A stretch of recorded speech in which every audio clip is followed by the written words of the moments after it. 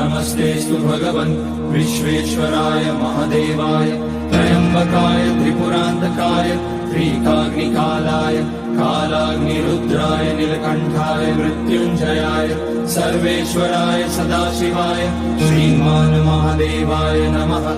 ॐ नमः शम्भवाय च मयोभवाय च नमः शङ्कराय च मयस्कराय च नमः शिवाय च शिवतराय च। ॐ त्र्यम्बकं यजामहे सुगन्धिं पुष्टिवर्धनम् उर्वारुकमिव बन्धनान् मृत्योर्मुक्ष्यमामृतात्। नागेन्द्रहाराय त्रिलोचनाय भस्माकराय महेश्वराय नित्याय शुद्धाय दिगम्बराय तस्मै नकाराय नमः शिवाय। मन्दाकिनी सलिलचन्दन चर्चिताय नन्दीश्वर पर्वतनाथ महेश्वराय